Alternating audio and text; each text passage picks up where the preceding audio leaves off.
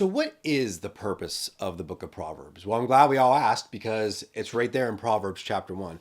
And so I'm going to read a little bit of this and then we'll just discuss. And so Proverbs 1, these are the Proverbs of Solomon, David's son, the king of Israel. And this is out of the New Living Translation. The purpose of these Proverbs, and I might paraphrase a little bit just so I'm not reading word for word. Their purpose is to teach wisdom and discipline to help them understand the insights of the wise, to teach people to live disciplined and successful lives, to help them to do what is right, just, and fair. These proverbs will give insight to the simple, knowledge and discernment to the young, and let the wise listen to these proverbs and become even wiser. Let those with understanding receive guidance by exploring the meaning in these proverbs and parables, the words of the wise and their riddles. Fear of the Lord is the foundation of true knowledge, but fools despite wisdom and discipline. And so that's Proverbs 1, verses 1 through 7. And so basically right there, it just tells you exactly what the purpose of the Proverbs are. And a lot of these Proverbs are imploring the children to say, please listen to the instruction of your mother and father. Like, listen to these words that are wrote down because they will give you life. Verse 7, the fear of the Lord is the foundation of true knowledge, but fools despise wisdom and discipline. And so when we're talking about fear of the Lord, we're not talking about as it thunders outside, like, oh, the Lord's just waiting to just strike me down with a bolt of lightning when I do something wrong. Like, that's not what we're talking about. Because there's no fear in love. But it's more the fear as in the reverence and the honor of the Lord. And just, that's a whole study right there. The fear of the Lord, the reverence and honor. And that's the foundation of true knowledge, knowing that the wisdom does come from above. And so in the book of Proverbs, there are countless verses where wisdom is portrayed as a person or like a being, a feminine being. And she is shouting like, hello, is anybody going to listen to me? Like, I freely make myself available to whoever wants to listen. But people just walk on by. The simple-minded are just bent and fixed on their foolish ways. And basically what wisdom is saying, like, I'm available to whoever asks. Like, there's not any barrier of entry at all. Like, if you just say, hey, I want to receive wisdom, okay, go ahead. Come and receive wisdom. There are actually a lot of different proverbs and parables like we've gone over on this channel, like just one or two verses. But there are also sections about just behavior and not casting your lots with sinners and wicked people and not running with them as like your group of friends.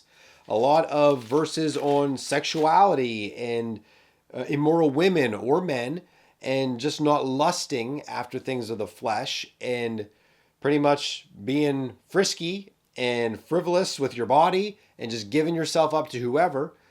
It's a bad thing to do. And I think Solomon would probably know a little bit about this because he had 200 concubines and wives. And then once you get into chapter 10, you start getting into the individual proverbs, kind of what we've been talking about here on this channel, taking 4 or 5 minutes talking about the proverbs.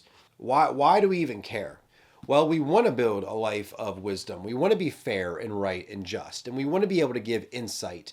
And it says the wise will read these and become even wiser still. And even if you have some of these proverbs memorized, there's a lot of things that I've read and I read it and I read it and read it over and over and over again. And all of a sudden, something just clicks. For example, Proverbs 14:4, it says, without an oxen, a stable stays clean, but you need a strong ox for a large harvest. And this is going to be a separate video for just this one. But I was like, wow. You can live a life, like a clean life, like with not much mess, and like things can be easy for you. You can just kind of meander along. Or you could have a large harvest, but to have a large harvest, you need a strong ox. And sometimes an ox makes a big mess, and you have messes you have to deal with in life. And an ox doesn't always want to listen. And it's hard work, but it's good, and the reward is worth it. And so I read that verse, 14:4, how many times, and just, I don't want to gloss over it. But one time I read it, I was like, whoa, wait a minute, there is more to this. And so the wise will read these and become even wiser still. And so if you want to join us on our adventure and our journey of becoming wiser and even more wiser and wiser still, and getting discernment, insight, knowledge, and understanding, I encourage you to subscribe to the channel as we go through Proverbs. And it's not just the book of Proverbs. We also look at quotes from other authors, theologians, philosophers, modern day authors. both secular and spiritual. If it resonates with me, I'm glad to share it and discuss it. And if anybody has any suggestions, you can leave them down in the comments section below. And you can also join our newsletter, which gets released weekly. And there we talk a little bit more about the Proverbs and some quotes, but also spend some time doing some reflection and some little assignments or challenges just to help prompt us throughout the week, just to help make sure we're using wisdom throughout our life. And so hopefully y'all enjoyed this video. Thank you all so much for watching, and we'll see you in the next one.